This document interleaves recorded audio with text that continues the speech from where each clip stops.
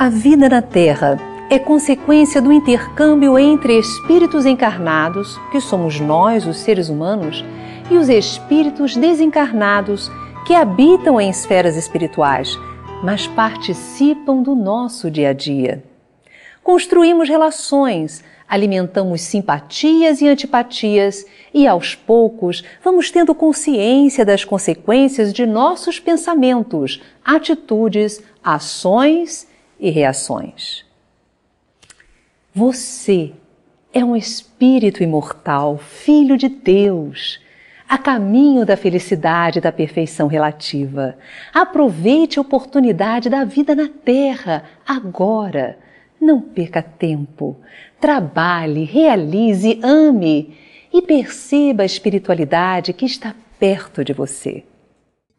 A crença na existência e na sobrevivência da alma após a vida na Terra está presente nas principais religiões que surgiram tanto no Oriente quanto no Ocidente. Na Bíblia, no Velho e no Novo Testamento, no Torá, no Alcorão, no Bhagavad Gita, todas as obras que registraram a sabedoria dos grandes pensadores da humanidade afirmam a continuidade da vida após a morte do corpo físico.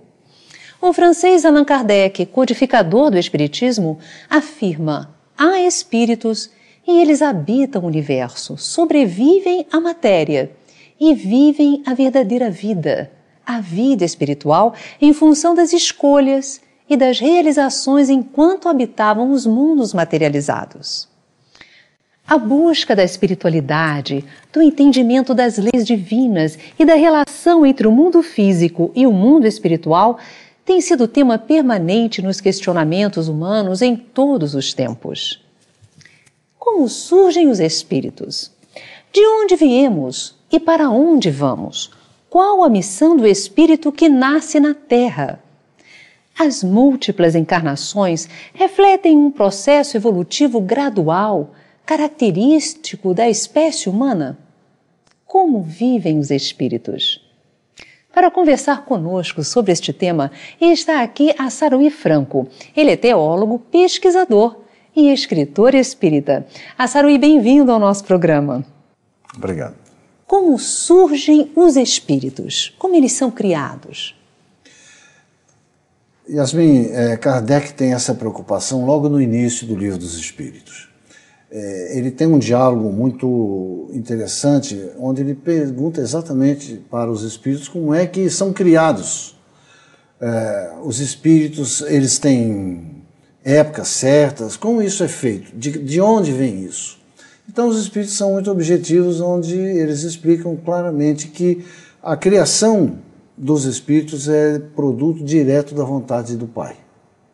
E a vontade do Pai, ela vai se mesclar com o fluido universal, que gera o fluido vital e também o princípio inteligente. Esses três conceitos, que são muito bem explicados no Livro dos Espíritos, eles vão dar sentido à criação espiritual. Aí então Kardec vai e pergunta, mas é uma criação num determinado período, demora? Aí os espíritos explicam que não, Deus está continuamente criando. Porque ele não cria só os espíritos, ele também cria os mundos, ele cria as galáxias, ele cria, enfim, todo o ambiente universal que vai abrigar esses espíritos. E esse processo, então, é contínuo. É muito interessante porque Kardec diz que os espíritos são criados puros e inocentes. Ou seja, eles têm uma criação que tem a divindade neles, que tem o princípio espiritual neles. Agora, é a partir daí, através de um processo missionário que é dado a eles por Deus, eles então vão começar a desenvolver o processo de evolução, o processo de crescimento, até chegar à plena felicidade, que enfim é a missão final. Agora, Assaruí, nós todos somos espíritos, com a diferença que nós estamos ocupando um corpo físico. Os espíritos são criados já com consciência, com autoconsciência, com livre-arbítrio, ou tudo vai seguindo uma gradação?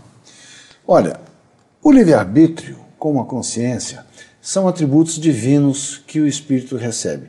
O livre-arbítrio e a consciência, eles são um resultado direto daquilo que nós chamamos de razão.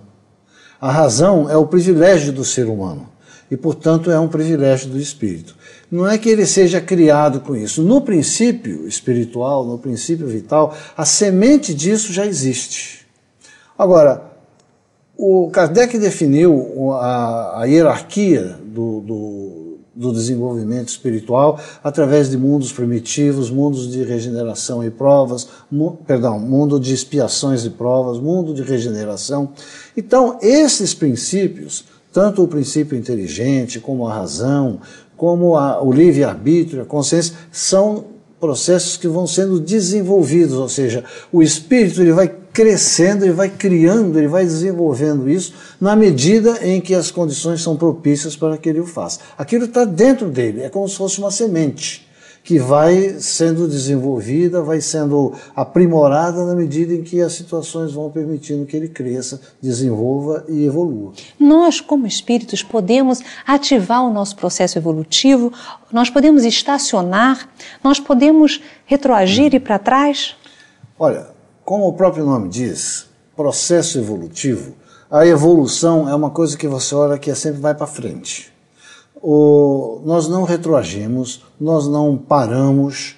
O que pode acontecer muitas vezes é que há um pequeno estacionamento, uma parada em função das nossas próprias más escolhas, que não permitem que nós tenhamos sequer o tirocínio de imaginar como vamos para frente.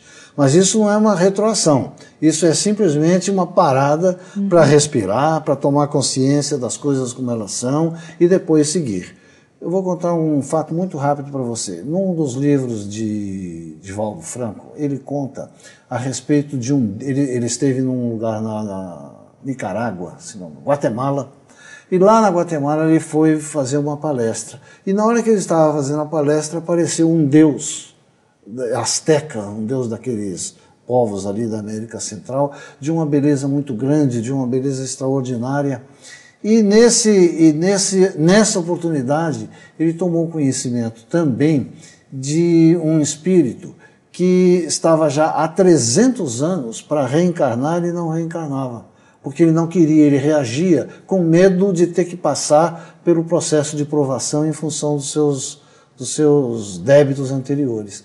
E esse Deus apareceu para ele, era Teotihuacan, uma coisa assim, o nome do Deus, apareceu exatamente para que Divaldo se sentisse apto a explicar para aquele espírito a necessidade que ele tinha de reencarnar. Assim mesmo não adiantou. Muito interessante. Qual é a leitura que a doutrina espírita faz desse Deus? Porque nós sabemos que não é o criador de todas as coisas, é um espírito iluminado, é isso mesmo?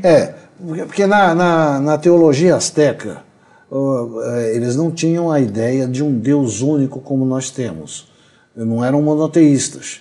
Então, aquele Deus fazia parte da teologia deles, era uma das muitas forças naturais que eles transformavam na ideia de Deus. Uhum. Então, ali, na verdade, o que estava era um espírito iluminado, e você sabe que os espíritos eles assumem a forma que lhes for permitido, que eles quiserem, para que eles possam atingir os objetivos que eles têm de trabalho, de incentivar, de criar.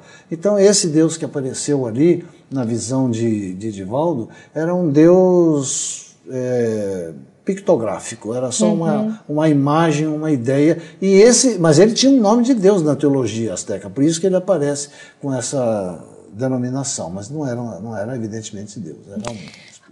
O Clube de Arte é um projeto de amor que ampara obras sociais espalhadas por todo o Brasil.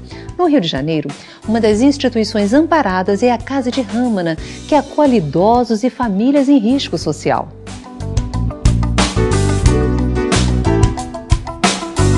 Participe dessa obra de amor associando-se ao Clube de Arte. Você contribui com R$18 mensais e recebe a cada contribuição um CD, um DVD ou um livro e mais a revista Cultura Espírita. E você ainda ajuda na manutenção das obras sociais. Na promoção de hoje, você se associa agora e além dos brindes do mês, o DVD Conexões Ocultas e a revista Cultura Espírita, você vai receber inteiramente grátis o CD Gigantes da Alma, de Divaldo Pereira Franco. Ligue 0 Operadora 21 3017 9800 ou inscreva-se pelo site clubedearte.org.br. O Clube de Arte é arte a serviço do bem.